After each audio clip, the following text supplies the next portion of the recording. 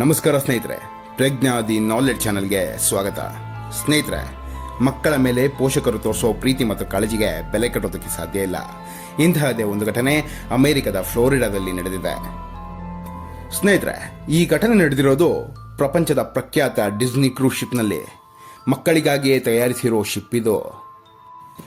ಆಟವಾಡುವಾಗ ಹುಡುಗಿಯೊಬ್ಬಳು ಆಯ ತಪ್ಪಿ ಸಮುದ್ರಕ್ಕೆ ಬಿದ್ದಿದ್ದಾಳೆ. ಇದನ್ನು ಕಂಡ ತಂದೆ ಈಜು ಬಾರದಿದ್ದರೂ ಸಮುದ್ರಕ್ಕೆ ಜಿಗಿದು ಮಗಳನ್ನು ರಕ್ಷಿಸುವಂತಹ ಪ್ರಯತ್ನವನ್ನು ಪಟ್ಟಿದ್ದಾರೆ. ಪ್ರವಾಸಕ್ಕೆಂದು ತಂದೆ ಕುಟುಂಬ ಸಮೇತವಾಗಿ ಡಿಸ್ನಿ ಕ್ರೂಸ್ ಶಿಪ್ಗೆ ಕರೆದುಕೊಂಡು ಬಂದಿದ್ರು. ಆಗ ಆಟವಾಡುತ್ತಿದ್ದ ಹುಡುಗಿ ಆಯ ತಪ್ಪಿ ಸಾಗರಕ್ಕೆ ಬಿದ್ದು ಆತಂಕ ಸೃಷ್ಟಿಯಾಯಿತು. ತಕ್ಷಣ ತಂದೆ ಸಮುದ್ರಕ್ಕೆ ಹಾರಿ ಮಗಳನ್ನು ರಕ್ಷಿಸುವ ಪ್ರಯತ್ನ ನಡೆಸಿದ್ದಾರೆ. ಸ್ವಲ್ಪ ಹೆಚ್ಚು ಕಡಿಮೆಯಾಗಿದ್ದರೂ ದೊಡ್ಡ ದುರಂತವೇ ನಡೆದು ಹೋಗುತ್ತಿತ್ತು.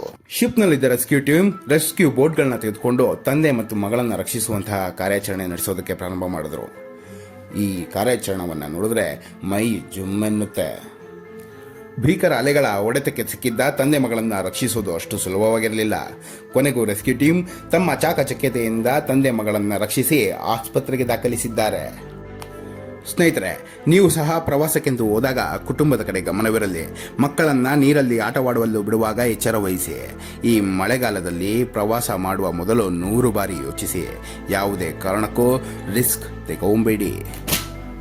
ಸ್ನೇಹಿತರೆ, ಇದೇ ರೀತಿಯ ವಿಶಿಷ್ಟ ಮತ್ತು ಕುತೂಹಲಭರಿತ ವಿಡಿಯೋಗಳಿಗಾಗಿ ಪ್ರಜ್ಞಾ ದಿ ನಾಲೆಡ್ಜ್ ಚಾನಲ್ನ ಸಬ್ಸ್ಕ್ರೈಬ್ ಮಾಡಿ, ಲೈಕ್ ಮತ್ತು ಶೇರ್ ಮಾಡೋದನ್ನ ಮರಿಬೇಡಿ.